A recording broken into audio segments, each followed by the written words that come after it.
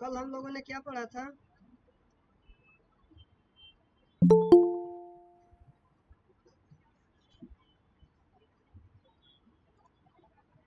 हम लोग कल शिक्षा के उद्देश्य के बारे में हम लोगों ने कल चर्चा किया था।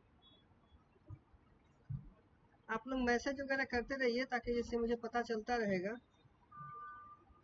ठीक है, टेक्स्ट मैसेज करिए, देखें टेक्स्ट मैसेज ऑन है कि ऑफ। टेक्स्ट मैसेज एक बार करिए।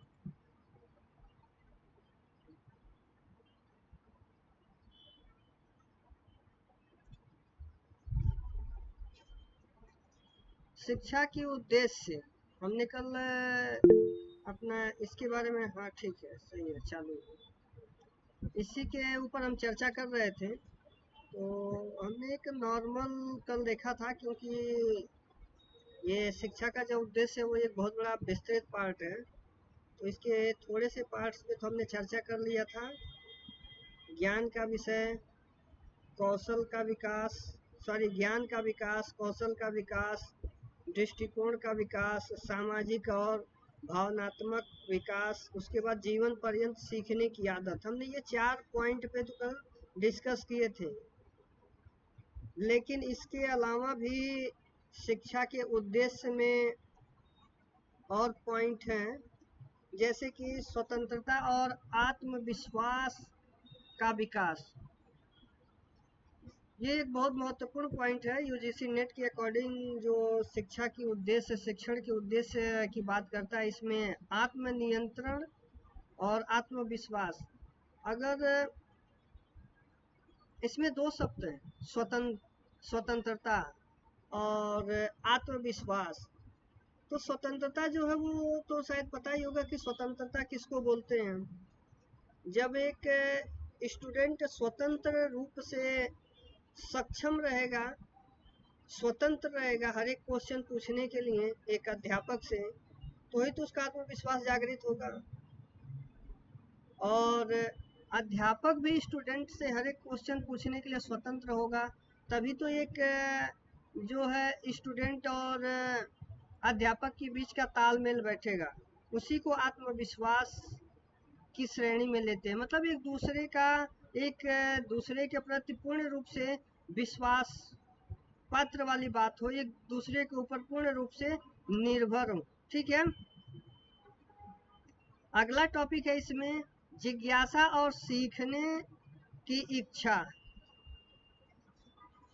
ठीक है, जिज्ञासा अगर अध्यापक का ज्ञान सही है, अध्यापक हर एक पॉइंट पे उसका कमांड है, वह हर एक पॉइंट को एक अच्छे रूप में समाज के प्रति प्रस्तुत करता है, स्टूडेंट के सामने प्रस्तुत करता है, तो सामने वाले जो श्रोता हैं उनको सुनने में उसका बात इंटरेस्टपूर्ण होगा, मतलब इच्छुक होंगे सुनने के लिए। उसी को बोलते हैं सीखने का बढ़ावा। मतलब पॉइंट तो सब लोग बोल देते हैं, बट उसमें सीखने की जो जिज्ञासा होती है वो बहुत कम लोगों के अंदर होती है। पहला पहलू इसमें यह है जिज्ञासा। जिज्ञासा किसे बोलते हैं?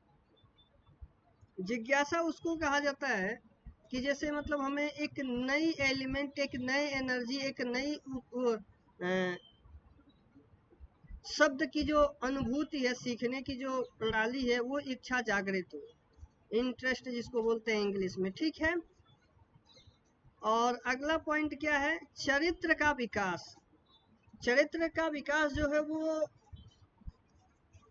एक अध्यापक और एक स्टूडेंट दोनों के ऊपर एक प्रतिकूल रूप से मायने रखता है। इसका सिंपल सा एग्जाम्पल है, जैसे आजकल जो एनईपी की जो प्रणाली चल रही है, एनईपी की जो पॉलिसी गवर्नमेंट ने लाया है, एनईपी 2020, वो इसी से मिलता जुलता है। ये जो शिक्षण का उद्देश्य है, इसमें से 90% मैटर जो है वो एनईपी 2020 के ही अकॉर्डिंग मिलता जुलता टॉपिक है। अब बात करते हैं चरित्र का विकास। जैसे जैसे स्टूडेंट अपने उसका क्लास बढ़ता है, उसकी एज बढ़ती है, वैसे उसके चरित्र में भी विकास होता है। स्टूडेंट जब बाल्यावस्था में रहता है तो उसकी सोचने की जो क्षमता होती है वो प्रबल दृष्टि पे होती है। अगर किसी 5 साल के स्टूडेंट को, विद्यार्थी को हम अगर अमेरिका भेज दें तो वो उससे 20 साल के बाद भी हम जाके मिलेंगे तो फर्रेदार इंग्लिश बोलेगा। 5 साल 2 साल के बाद भी अगर उससे हम जा कर के मिलें 5 साल के बच्चे को, तो वो हिंदी भूल जाएगा, वो इंग्लिश में ही बात करेगा। जबकि वहाँ पे अगर हम 40 साल के बुजुर्ग को अमेरिका ले जा करके छोड़ें और 50 साल के बाद जाएं मिलने के लिए, तो वो फिर अपनी वो जो दैनिक जो भाषा वो पहले से बोलते हुए आया है, हिंदी गुजराती जो उसका रीजनल लैंग्वेज है, वो उसमें बात करेगा। तो जो सीखने की इच्छा है वो इंसान के बाल्यावस्था में एक प्रबल लेवल पे होती है, एक अपने प्रबल क्षमता पे होती है। कोई भी स्टूडेंट या कोई भी विद्यार्थी एज के 25 ईयर्स तक वो सब कुछ उसकी सीखने की इच्छा होती है, वो जिस क्षेत्र में अपने आप को डाइवर्ट करना चाहे वो हो सकता है। ठीक है, इसमें कोई डाउट है किसी को? सामाजिक अनुकूलन अगला टॉपिक है, इसमें सामाजिक अनुकूलन। ये जितने भी टॉपिक हैं, ये टॉपिक किसी एक बुक से नहीं निकाला हूँ मैं,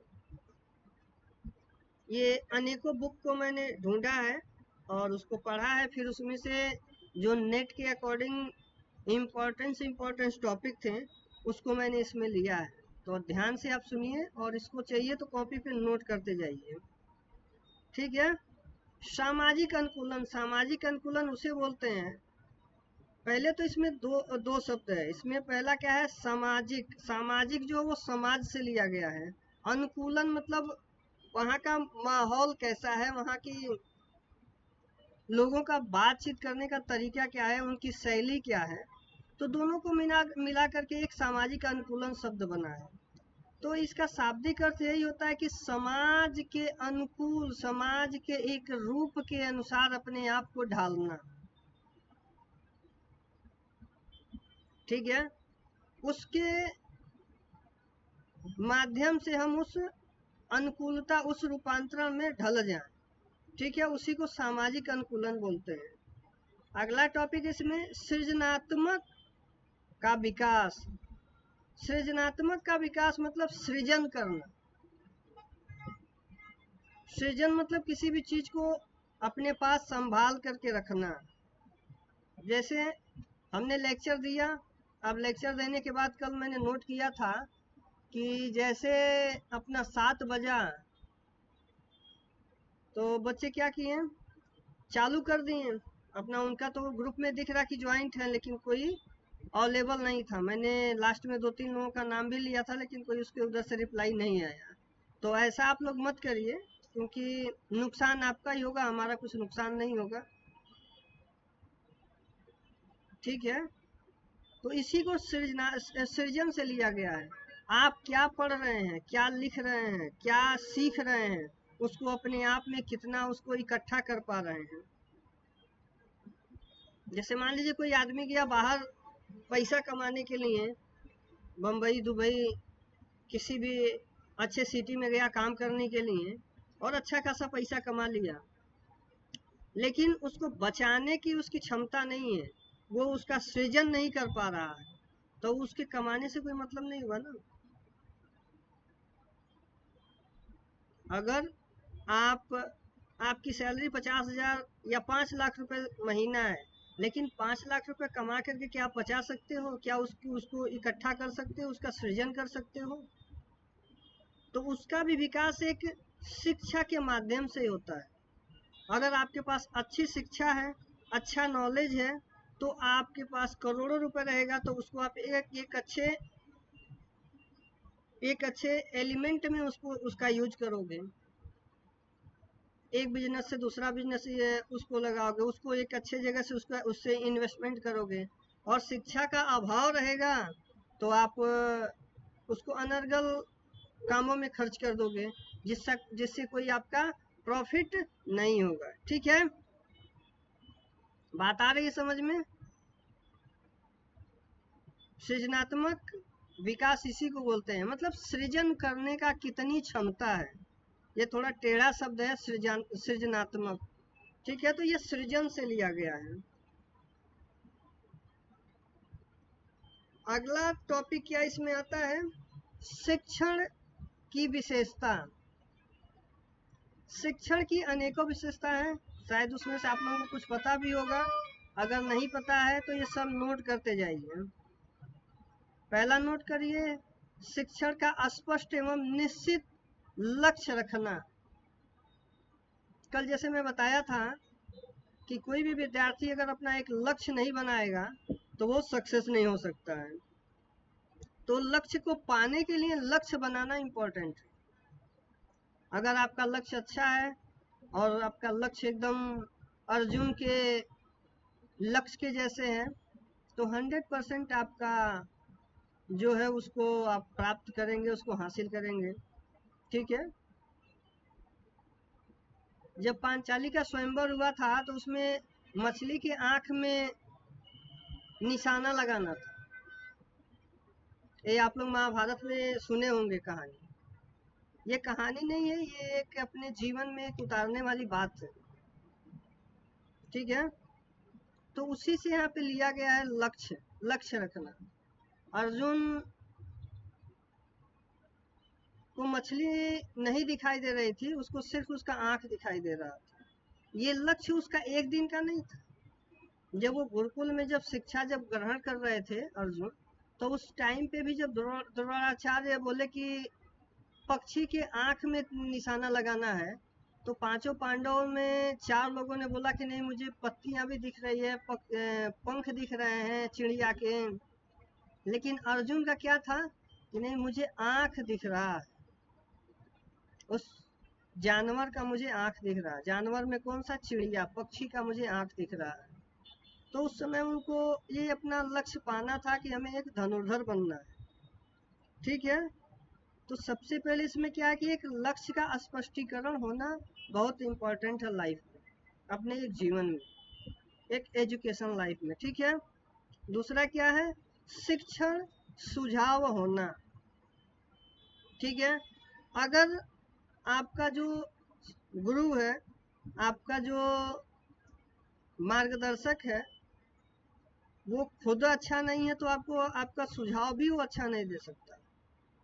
तो आप गुरु उसी को बनाइए, मार्गदर्शक उसी को बनाइए कि जिसका मन दिमाग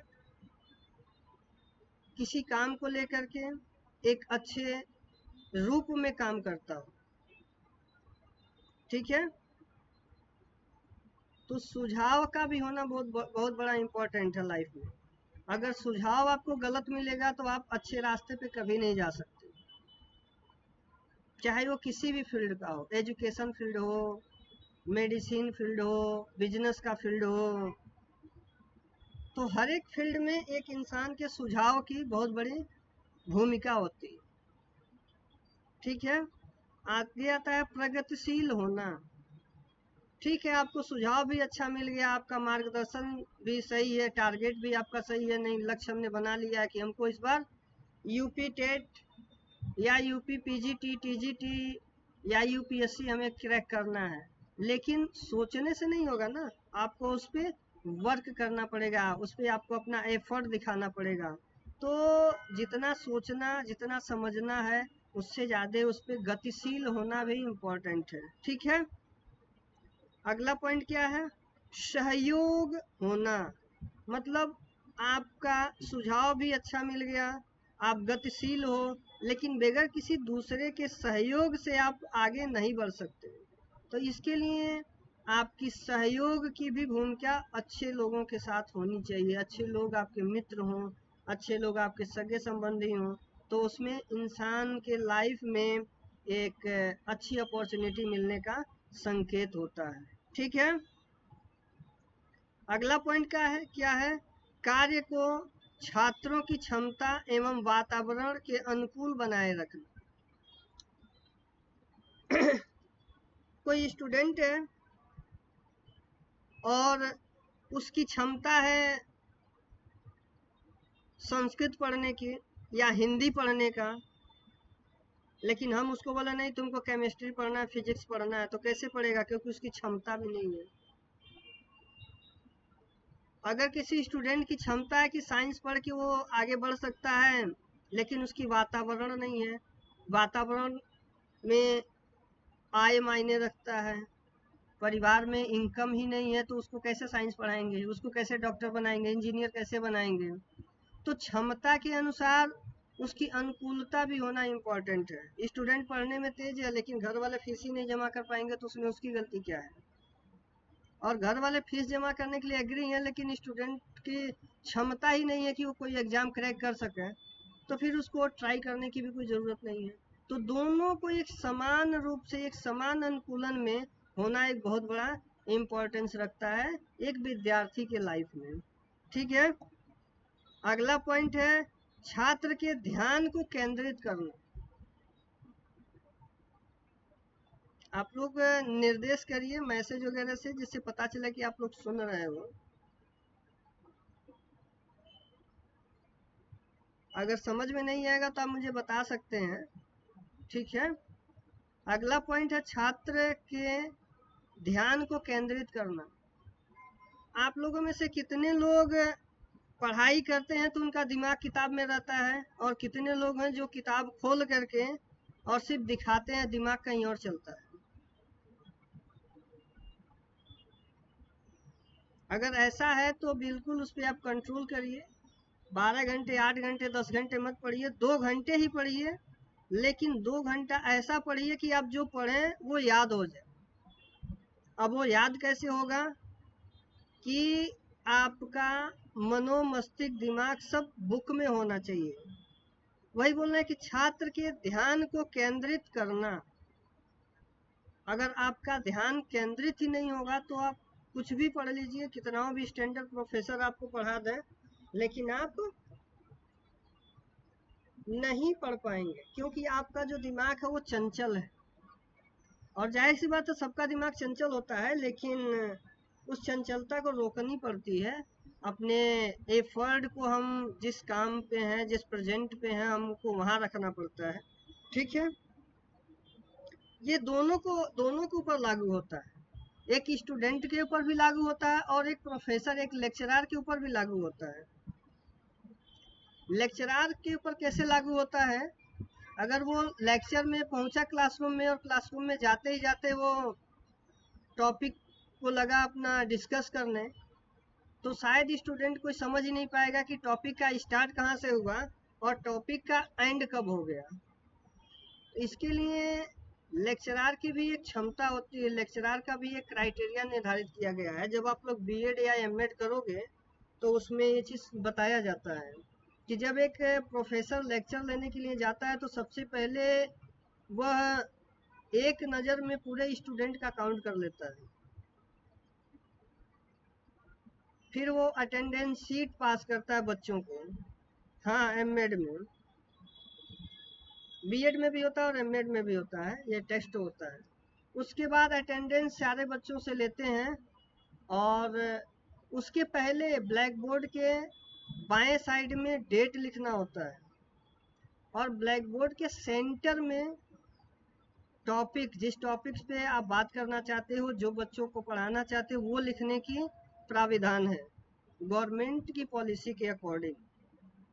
उसके बाद वो 5 मिनट पहले बच्चों से बात करते हैं, उसके बाद वो अपना लेक्चर स्टार्ट करते हैं, जिससे बच्चे भी प्रिपेयर्ड हो जाते हैं और वो खुद प्रिपेयर्ड हो जाते हैं कि कैसे हमें पढ़ाना है और किस टॉपिक पे कितने टाइम तक डिस्कस करना है। जो मेन टॉपिक है वो स्टार्टिंग में उनको डिस्कस नहीं करना है और लास्ट में डिस्कस नहीं करना है, वह बीच में डिस्कस करना होता है। ये ऐसा गवर्नमेंट की पॉलिसी होती है। अब कैसे पता चलता है मेन टॉपिक है, किसी भी प्रोफेसर को अगर 1 घंटे का लेक्चर लेना है तो उसको 4 घंटे पहले उस टॉपिक पे प्रिपरेशन करता है, अगर रियल में प्रोफेसर है तो उससे उसको पता चल जाता है कि इसमें से क्या क्या पॉइंट बच्चों को बताना है, जिससे बच्चे हमारे इसको याद कर लें। ठीक है, तो इसी को बोलते हैं कि छात्रों का ध्यान केंद्रित करना। एक और पॉलिसी बताती है गवर्नमेंट कि आपका 45 मिनट का लेक्चर है तो 45 मिनट कंटिन्यू लेक्चर नहीं लेना है, उसमें बच्चों को हंसाना भी है, जिससे बच्चों का माइंड रिफ्रेश होता रहे।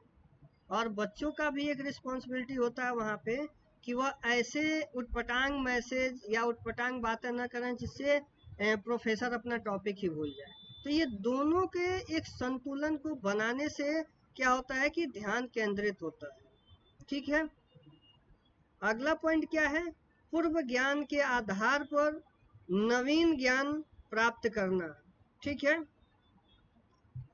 अब पूर्व ज्ञान के आधार पर नवीन ज्ञान प्राप्त करना।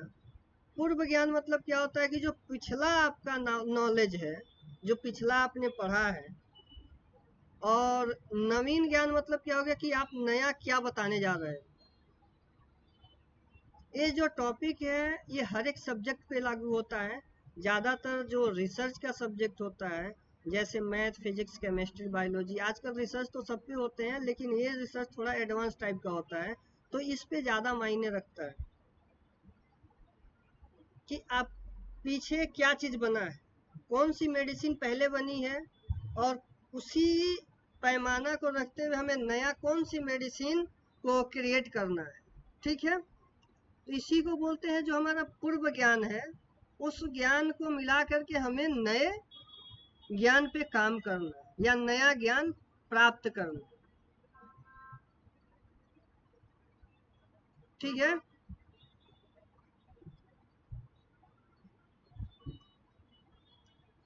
अगला टॉपिक क्या है?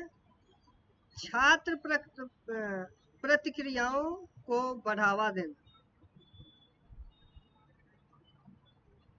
अब जैसे छात्र प्रतिक्रिया, अब छात्र प्रतिक्रिया क्या होता है? मान लीजिए मैं ही खुद लेक्चर ले रहा हूँ और मैं बच्चों से ना पूछूं कि आपको समझ में आया कि नहीं आया, तो छात्रों की जो मनोबल हो डाउन हो जाएगा, या कोई भी प्रोफेसर हो। तो ये बात होती है कि प्रोफेसर के लाइफ में कि वो स्टूडेंट से बीच बीच में पूछता रहे कि भाई आपको कोई डाउट है, कोई क्वेश्चन है, कोई क्वेरी है, जिससे क्या होता है कि छात्र का मनोबल बढ़ता है। छात्र की प्रतिक्रिया जो है वो एक प्रोफेसर के प्रति बढ़ती है कि सर हमारे क्वेश्चन का जवाब दे रहे हैं।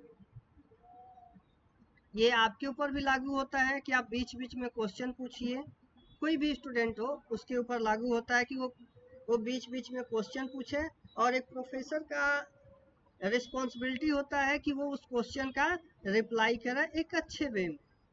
ठीक है, इसी को क्या बोलते हैं? छात्र प्रतिक्रिया को बढ़ावा देना।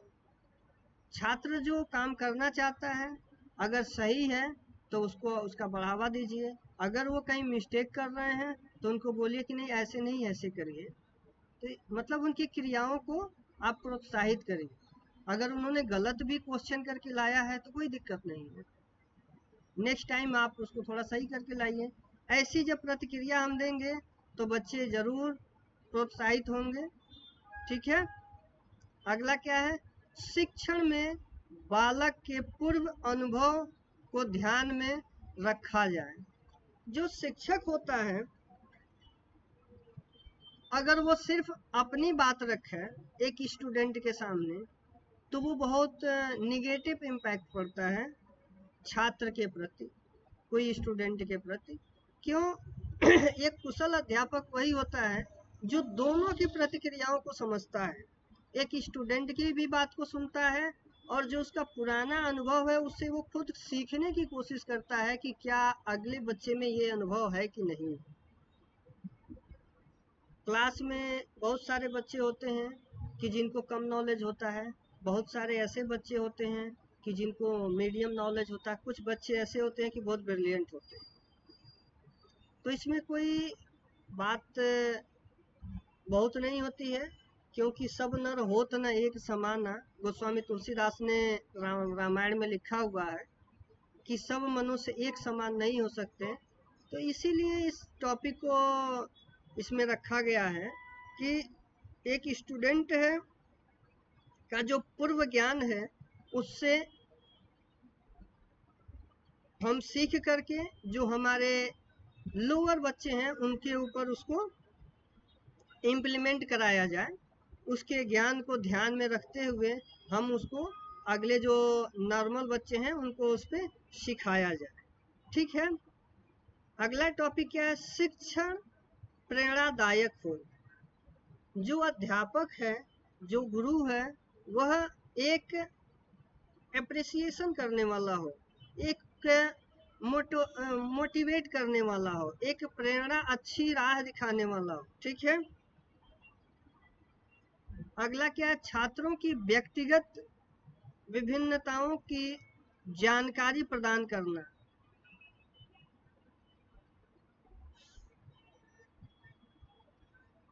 स्टूडेंट का जो व्यक्तिगत नॉलेज है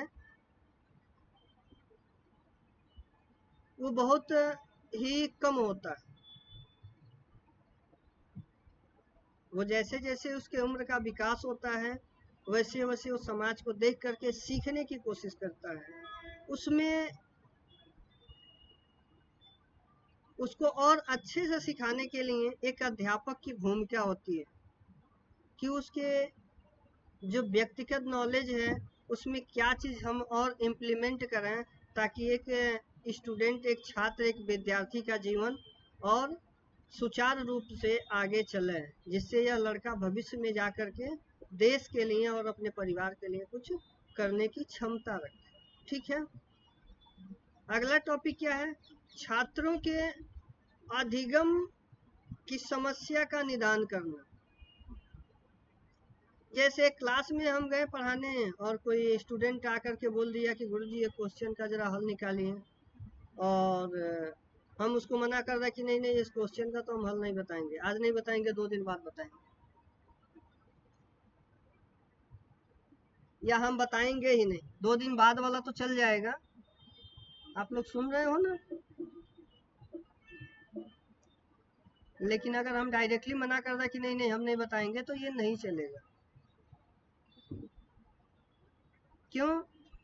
क्योंकि बच्चे का स्वभाव होता है कि क्वेश्चन पूछें, और एक गुरु का स्वभाव होता है कि उसके जो समस्या है उसका निदान करें। ठीक है। तो इसमें यही चीज़ है कि कोई भी प्रॉब्लम अगर कोई स्टूडेंट लेके आता है तो उसको हाथों हाथ उस प्रॉब्लम को सॉल्व करके और बच्चे को रिलीज करें। एक अच्छे अध्यापक का यही एक गुण होता है। अगला क्या है? शिक्षण में बालक के कमियों का पता करके उसे दूर करने का प्रयास किया जाए। जो स्टूडेंट होता है उसके अंदर अनेकों कमी होती है क्योंकि वो तो बच्चा है। यह एक शिक्षक का महत्वपूर्ण भूमिका होता है कि उसके अंदर जो कमी है उसको निकाल करके उसको समझाने का प्रयास करें जिससे उसकी कमी दूर हो जाए। ठीक है। और भविष्य में चल के वो एक अच्छा नागरिक बने। ठीक है। अगला टॉपिक है इसमें प्राप्त किए जाने वाले उद्देश्यों के प्रति छात्रों में रुचि का विकास करना। यह टॉपिक ये हमें बतलाता है कि जो हमारे पास नॉलेज है, सॉरी, जो हमारा उद्देश्य है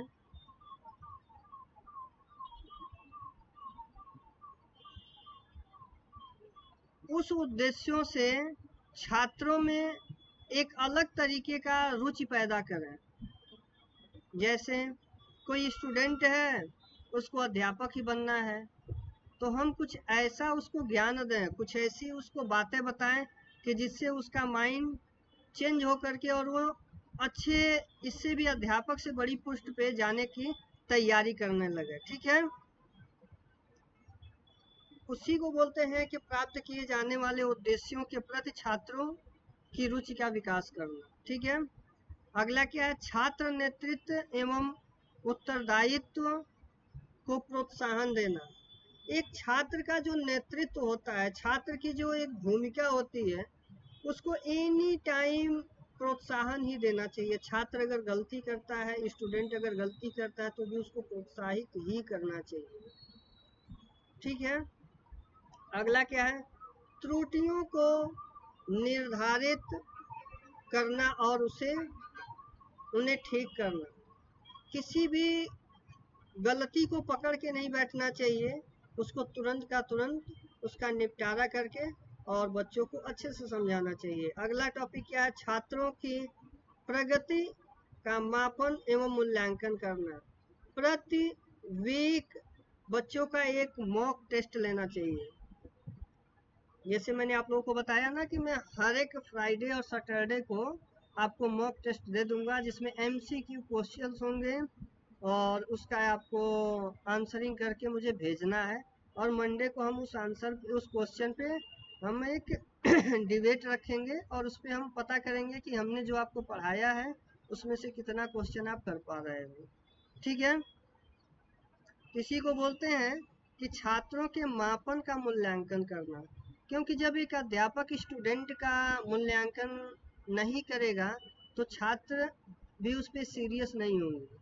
छात्र समझेंगे कि नहीं कोई बात नहीं, गुरुजी हैं पढ़ा ही रहे हैं, कोई दिक्कत नहीं है, हम सीखते रहेंगे। ऐसा नहीं होता। आप जब तक प्रैक्टिकली अपने आप को खुद नहीं प्रिपेयर्ड होगे तो किसी के पढ़ाने से आपका प्रिपरेशन नहीं हो पाएगा। ठीक है। और क्लास करने से ज़्यादातर प्रिपरेशन होता है। अगला क्या है, परीक्षा के निराकरण, परीक्षा के परिणाम से छात्रों को अवगत कराना। बहुत सारे स्टूडेंट ऐसे होते हैं आज के परिवेश में जिनको आजकल तो काफ़ी लोगों को नेट देखने आता है, बट जो हमारे लिटरेचर सब्जेक्ट के स्टूडेंट हैं, जैसे संस्कृत हो गया, हिंदी हो गया और जो भाषाएं हैं, उस भाषा के बच्चों को कंप्यूटर चलाने नहीं आता है। और ये डिजिटलाइजेशन होने की वजह से सारा जो परीक्षा का परिणाम हो गया, प्रवेश पत्र हो गए, ये सब चीज़ क्या हो गया, ऑनलाइन हो गया। तो वो ये सब जिम्मेदारी एक अध्यापक की होती है कि अगर स्टूडेंट को पता नहीं है तो इसका अपना एक सूचना बना करके किसी माध्यम से स्टूडेंट को अवगत कराए। परीक्षा कब है, परीक्षा का रिजल्ट कब आ गया। जैसे आजकल सब यूनिवर्सिटी कॉलेजेस में होता है ना कि पहले ही उसका रिजल्ट निकाल दिया जाता है कि भाई देखो फला तारीख का आपका एग्जाम होगा, आप आ जाना। टाइम टेबल बना करके अपना नोटिस बोर्ड पे चिपका देते हैं, जिससे बच्चों को पता चलता है कि नहीं हमारा एग्जाम ये फला तारीख को होने वाला है। रिजल्ट आता है तो रिजल्ट को भी ऑनलाइन शो कर देते हैं और इस पे अपना नोटिस बोर्ड पे भी चिपका देते हैं। तो इसका ध्यान रखना एक अध्यापक का काम होता है। ठीक है।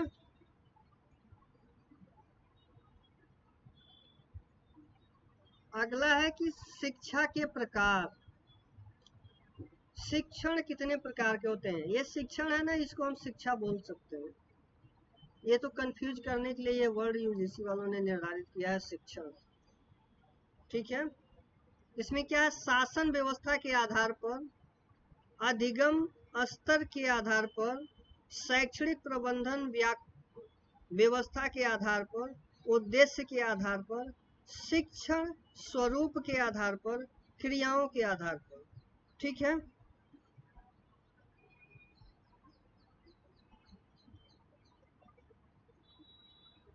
अब हम बात करते हैं शासन व्यवस्था के आधार पर। ठीक है। तो शासन व्यवस्था क्या होता है?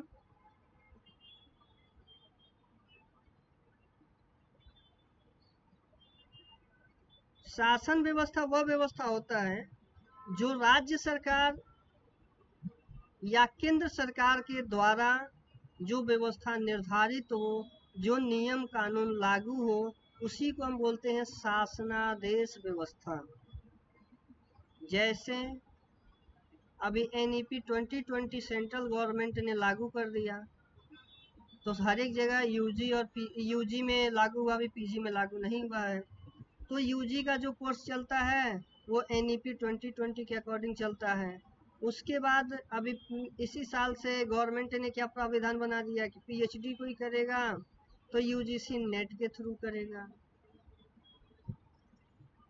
तो ये केंद्र गवर्नमेंट का फैसला था, तो सबको मानना ही था। तो ऐसे ही राज्य सरकार भी एक कुछ नियम बना सकती है। जैसे मान लीजिए कोई भी नियम उसका खुद का अपना एक पॉलिसी होता है जो केंद्र गवर्नमेंट से के समायोजन से बनते हैं, ठीक है।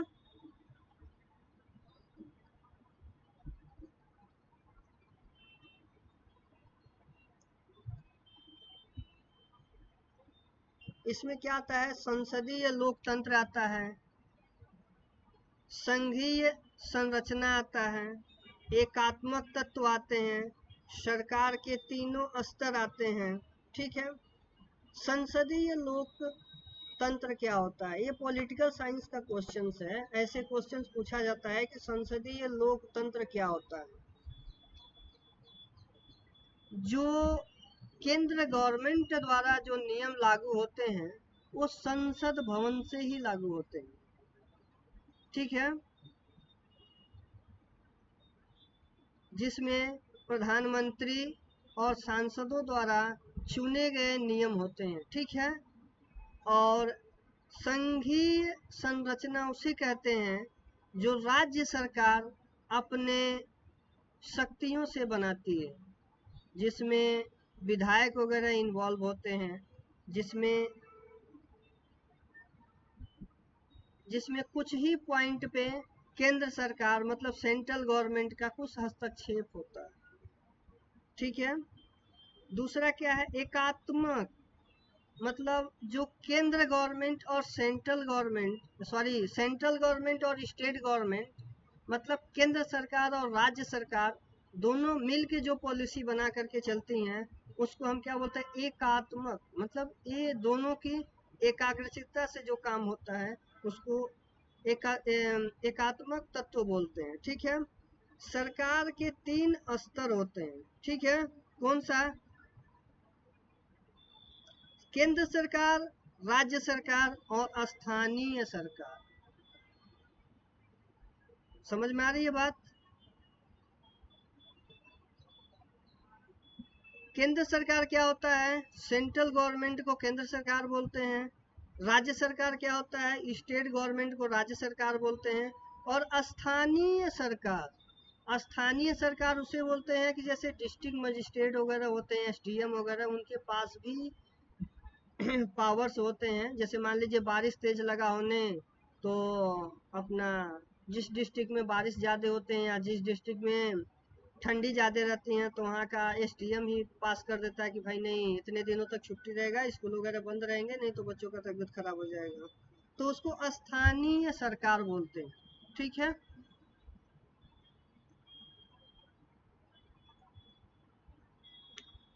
और है लोकतांत्रिक प्रणाली और संवैधानिक। लोकतांत्रिक क्या होता है, भारत में सरकार जनता द्वारा चुनी जाती है। ये तो सबको पता होगा, ये तो चुनाव पॉलिसी है, इसमें तो कोई बताने वाली बात नहीं है। लोकतांत्रिक। संवैधानिक भी वैसा ही है। राष्ट्रपति भारत के संवैधानिक प्रमुख होता है, लेकिन वास्तविक कार्य शक्तियां प्रधानमंत्री और मंत्री परिषद की होती हैं।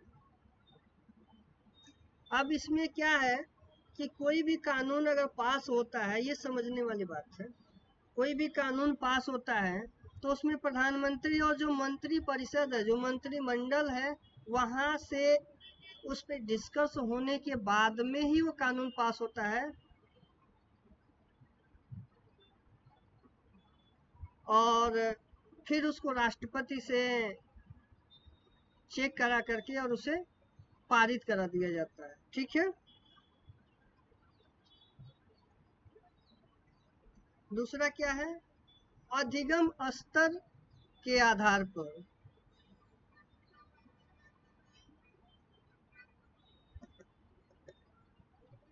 समझ में आ रहा है आप लोगों को।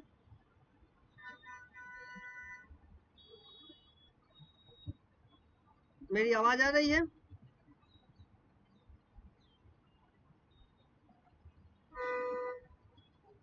ठीक है।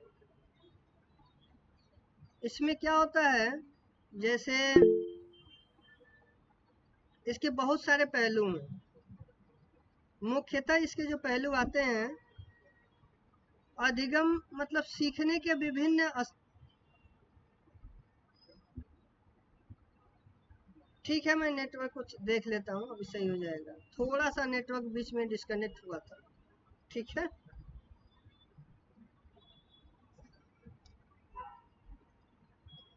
अच्छा अभी ठीक आ रहा। ठीक है, संकेत अधिगम, उद्दीपन अनुक्रिया अधिगम, श्रृंखला अधिगम, शाब्दिक सहसंबंध अधिगम, बहुविवेधीय अधिगम, संप्रत्यय अधिगम, अधिनियम अधिगम और समस्या एंड समाधान अधिगम। ठीक है, तो ये जो बातें हैं पहले देख लेते हैं। संकेत अधिगम, अगर कोई स्टूडेंट, कोई बालक बोल नहीं सकता तो किससे बात करता है? संकेत के माध्यम से बात करता है। एक हाथ से या हर एक चीज को एक कोई पर्टिकुलर एंगल से संकेतित करता है जिससे सामने वाला समझ जाता है। ठीक है, उद्दीपन अनुक्रिया,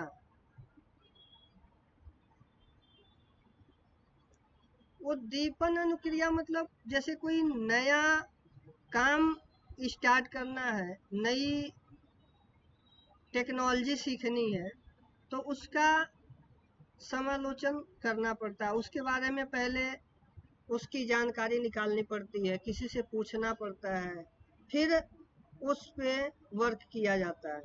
अगला क्या है? श्रृंखला अधिगम, मतलब एक के बाद दूसरा, दूसरे के बाद तीसरा, एक क्रमबद्ध कोई भी काम को सीखने की जो प्रक्रिया है वह एक श्रृंखला अधिगम होता है। ठीक है, अगला क्या है? शाब्दिक सहसंबंध अधिगम, मतलब एक दूसरे के संबंध से, एक दूसरे की शाब्दिकता भाव से अगर कोई चीज सीखने के लिए मिलती है उसको शाब्दिक सहसंबंध बोलते हैं। बहुविभेदी अधिगम, बहुविभेदी मतलब क्या हो गया कि बहुत सारे भेद, मतलब एक शब्द के अनेकों भेद होते हैं।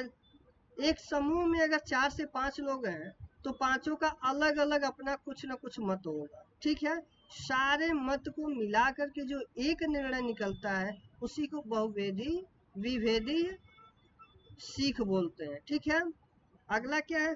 सह प्रत्यय अधिगम, मतलब वह इसी से मिलता जुलता है, मतलब सबके सहमति से जो वर्क होता है उसको सह प्रत्यय बोलते हैं। अगला क्या है? अधिनियम एवं अधिनियम और समस्या एंड समाधान अधिगम, अगर समस्या है तो उसका समाधान भी है, और समस्या नहीं रहेगा तो समाधान भी नहीं रहेगा। सिंपल सी बात है। अगर किसी को एक अच्छा नागरिक बनना है तो पहले समस्याओं से उलझेगा। गूगल का जो सीईओ है सुंदर पिचाई, उनकी कभी स्टोरी आप लोग पढ़िएगा, उनकी कभी हिस्ट्री पढ़िएगा तो पता चलेगा कि उन्होंने कितना बड़ा संघर्ष किया है। तो एक हर एक सफल व्यक्ति के पीछे कुछ ना कुछ संघर्ष रहा है। ठीक है, आप लोग मैसेज वगैरह करते रहिए जिससे हमें पता चला। ठीक है, तो हर एक स्थिति में, हर एक क्रिया में कुछ ना कुछ सीखने की क्षमता होती है और सीख मिलती है। ठीक है, इस पे ज़्यादा टाइम हम नहीं इन्वेस्ट करेंगे क्योंकि अभी और आगे टॉपिक पढ़ना है। ठीक है, इसमें क्या है? संज्ञानात्मक कारक, भावनात्मक कारक और मनोसामाजिक कारक।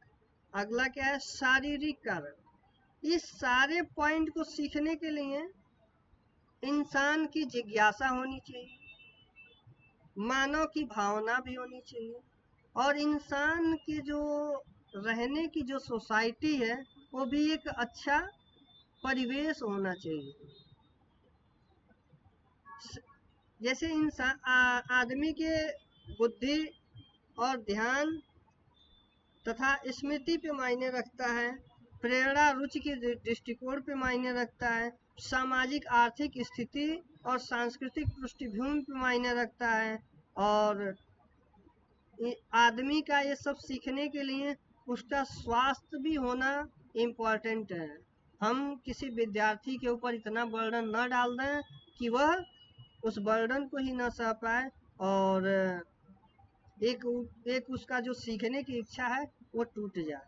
तो कभी भी किसी को ज़्यादा प्रेशराइज भी ना किया जाए कि नहीं आपको ये करना ही है।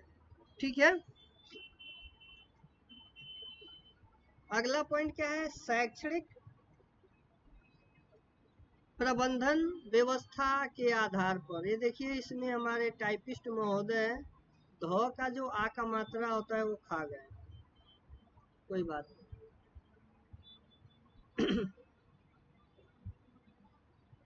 इसको कंटिन्यू किया जाए कि कल इसको देखा जाएगा? 10 मिनट रुकेंगे आप लोग?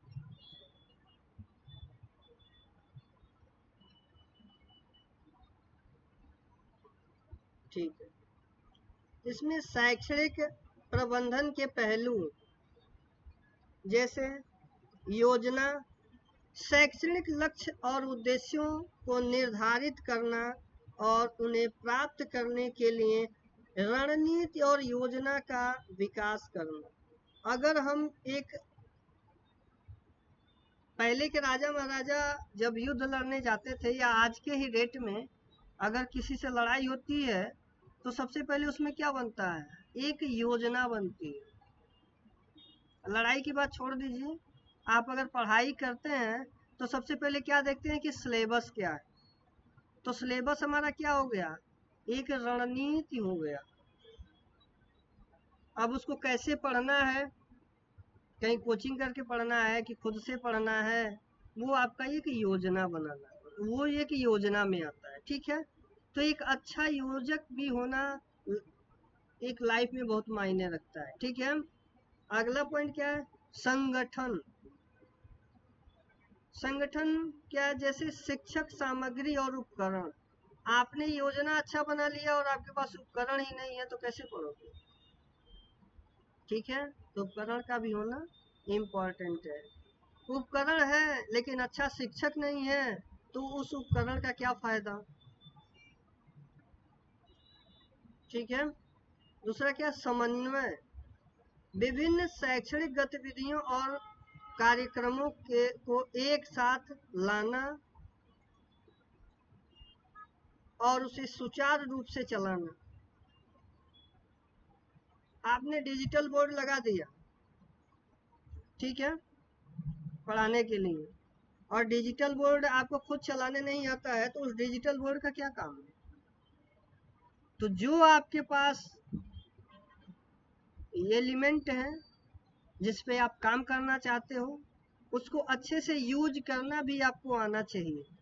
ठीक है, मूल्यांकन।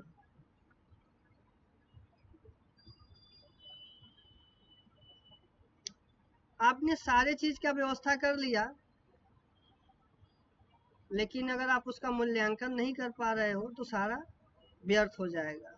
तो किसी भी काम को करने से पहले उसका योजना बनाना, उसका एक उपकरण इकट्ठा करना, उसकी कार्य की उस शैली को देखना और फिर सब चीज़ का एक बार चेक करना। जैसे मैं आप लोगों को जब लेक्चर देने बैठता हूँ तो मैं सबसे पहले नेट चेक करता हूँ, कंप्यूटर्स ओपन करता हूँ, उसके बाद इसको कनेक्ट करता हूँ, और आप लोग अपने मन से जुड़ते नहीं हो तो सबको मैसेज भी डालना पड़ता है भैया जुड़ जाओ टाइम हो गया है। तो मैं खुद मूल्यांकन करता हूँ आप लोगों का और अपना कि आप लोग पढ़ने के लिए कितने एग्रेसिव हो और मैं हम पढ़ाने के लिए कितने भावुक हैं। ठीक है, आवाज़ आ रही है आप लोगों को?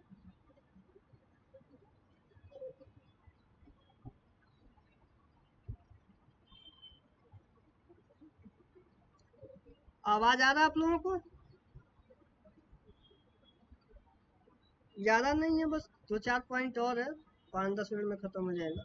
उद्देश्यों के आधार पर उद्देश्य दो तरीके के होते हैं, विशिष्ट उद्देश्य और सामान्य उद्देश्य। विशिष्ट उद्देश्य मतलब क्या है कि नहीं हमको करना ही है, हमें यूजीसी नेट पास करना है तो पास करना ही है।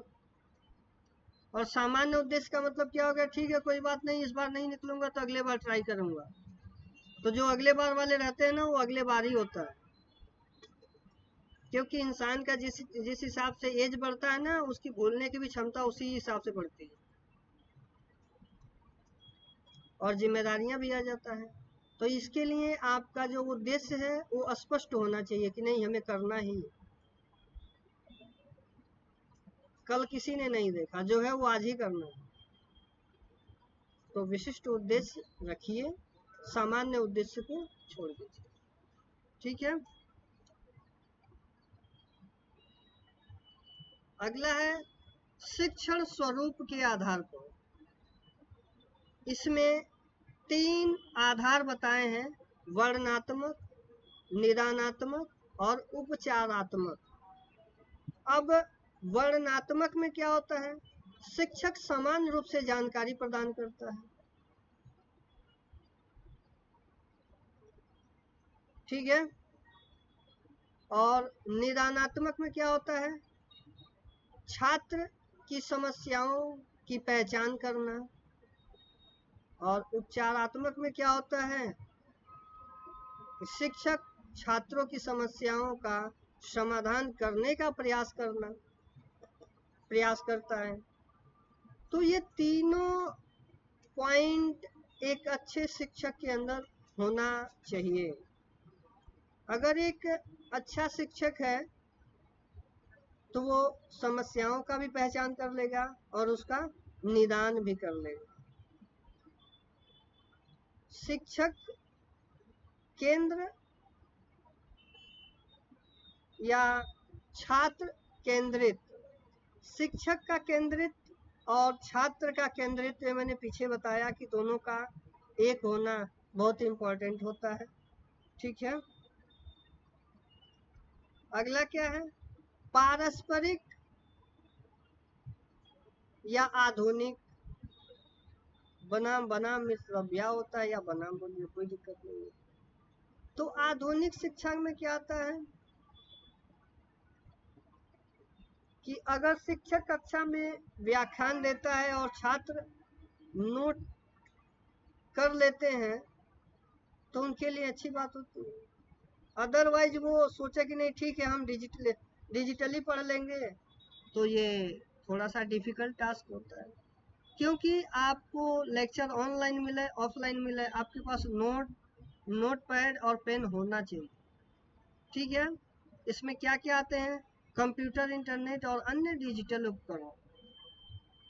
क्योंकि जो चीज़ कक्षा में बताई जाती है वो चीज़ ऑनलाइन नहीं मिलता, ठीक है।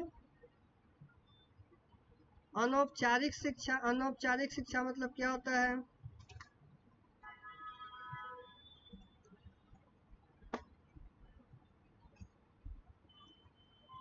अनौपचारिक शिक्षा मतलब क्या होता है कि जैसे आप गैर जिम्मेदारी से अगर कोई काम कर रहे हैं, मतलब ठीक है कोई दिक्कत नहीं है, आज मैंने लेक्चर नहीं लिया कल मैं रिकॉर्डिंग से पढ़ लूंगी, तो ये अनौपचारिक शिक्षा के अंतर्गत आता है। कल पे मत रखिए, जो है वो आज ही करने का प्रयास करिए, ठीक है। एक औपचारिक तरीके से रखिए, अनौपचारिक तरीके से मत करिए। क्रियाओं के आधार पर, क्रियाओं के आधार पर बहुत ही भेद होते हैं। पहला सहकर्म क्रिया, दूसरा अकर्म क्रिया। जैसे राम फल खाता है,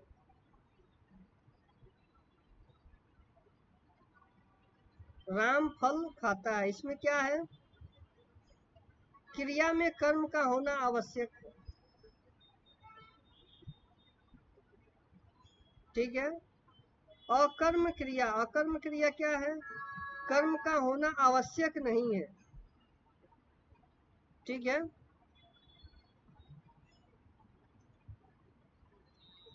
जैसे लड़का सोता है, अब सोने वाला आदमी क्या करेगा आपको पता ही है, दूसरा भेद क्या है? रचना के आधार पर क्रिया का भेद। ठीक है, इसमें क्या है? संयुक्त क्रिया, प्रेरणात्मक क्रिया और पूर्वकालीन क्रिया। अगला क्या है? नाम धातु क्रिया। ठीक है, अब संयुक्त क्रिया में क्या होता है? क्रियाएं मिलकर एक क्रिया का बोध कराती हैं। जैसे दो वर्क है, दो वर्क मिलकर के एक सेंटेंस तैयार होता है और पता नहीं चलता कि दो वर्क है। जैसे वह पढ़ चुका, एक छात्र है, वो पढ़ चुका। ठीक है, प्रेरणादायक क्या है? कर्ता स्वयं कार्य न करके किसी और को कार्य करने की प्रेरणा देता है। जैसे एक अध्यापक होता है, वो किसी को सिर्फ गाइड करता है कि आप ये चीज करो, करना तो स्टूडेंट को। ठीक है, पूर्वकालीन क्रिया। पूर्वकालीन क्रिया क्या होता है? मुख्य क्रिया से पहले समाप्त हो जाता है, उसे पूर्वकालीन क्रिया कहते हैं। और नाम धातु क्रिया, इसमें क्या है? संज्ञा सर्वनाम या विश्लेषण शब्दों से बनती हैं। ठीक है, ये संज्ञा प्रकरण का है, ये थोड़ा सा व्याकरण से लिया हुआ पार्ट्स है। इस पे हम कभी व्याकरण का एक लेक्चर रखेंगे तो अच्छे से समझ में आएगा। तो ये क्वेश्चन आंसर तो छूट जाएगा, 7 बज गया। आप लोग रुकोगे तो करते हैं, 12 क्वेश्चन हैं।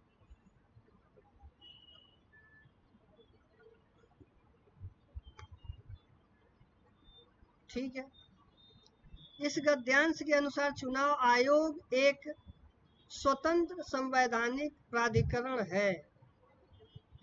यह अनुच्छेद संख्या 12 के अंतर्गत आता है। मैंने फर्स्ट डे ही आपको बोला था कि मैं जो पढ़ाऊंगा उसी से रिलेटेड 10 क्वेश्चन लेके आऊंगा, क्योंकि टॉपिक का डिस्कस करना भी इम्पोर्टेंट है और आपको क्वेश्चन भी बताना इम्पोर्टेंट है। इसमें क्या है? चुनाव आयोग एक स्वतंत्र संवैधानिक प्राधिकरण है। इसमें चुनाव आयोग की बात की गई है और क्या बोल रहा है कि अनुच्छेद संख्या 12 के अंतर्गत आता है। अनुच्छेद भी बता दिया है। तो अब इसमें कौन सी हैं? 324, 356 और 246 और 161। तो इसमें कौन सा सही है? 1 वाला सही है, क्योंकि ये अनुच्छेद 12 के अंतर्गत 342 ही आता है। ठीक है, अगला क्वेश्चन क्या है? आयोग की स्वतंत्रता का अर्थ है, क्या अर्थ है? संवैधानिक प्राप्त होता है, विधायी शक्ति, न्यायिक शक्तियां और राजनीतिक शक्तियां। ठीक है, इसमें पहला ही सही है, क्योंकि जो आयोग है वो तो संवैधानिक दर्जा को ही प्राप्त कराता है। ठीक है, अगला क्या है? निष्पक्ष एवं स्वतंत्र चुनाव का अर्थ। ठीक है, जो चुनाव होता है वो निष्पक्ष और स्वतंत्र होता है, उसमें किसी का बंधन नहीं होता है। पहला क्या है? पारदर्शी, दूसरा कानून और व्यवस्था बनाए रखने के लिए, तीसरा क्षेत्रीय विचार और चौथा दबाव समूहों की भूमिका। ठीक है, तो जो चुनाव होता है वो कानून और व्यवस्था को बनाए रखने के लिए होता है। ठीक है, अगला क्वेश्चन क्या है? मुख्य चुनाव आयुक्त को अनुच्छेद के तहत उसके पद से हटाया जा सकता है। कौन सा ऐसा अनुच्छेद है चुनाव आयोग में कि जिसको उसके पद से हटा देता है? तो अब देखिए, 125, 352, 226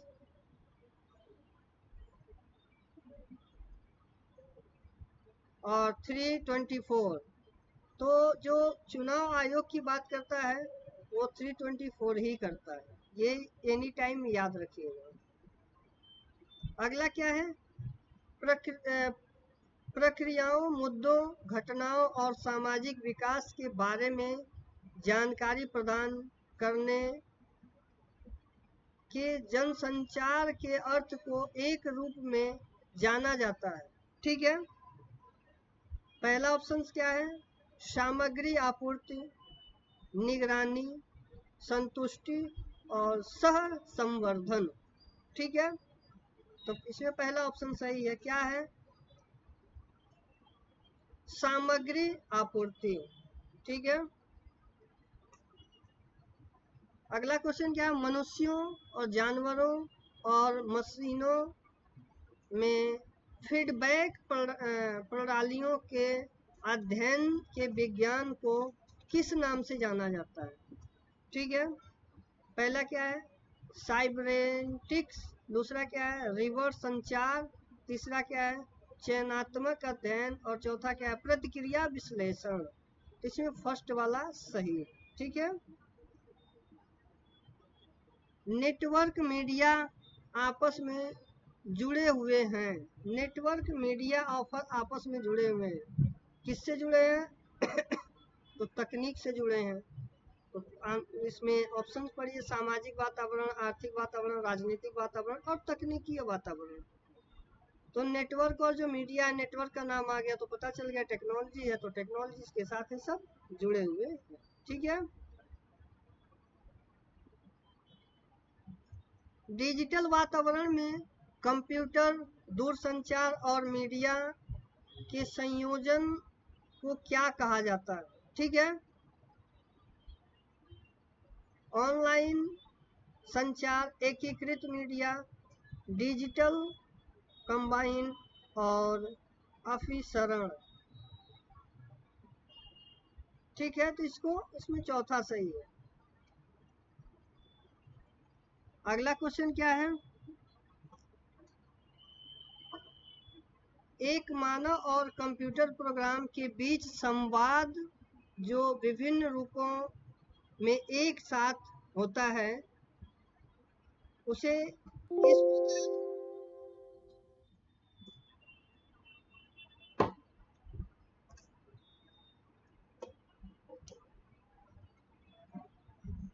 दो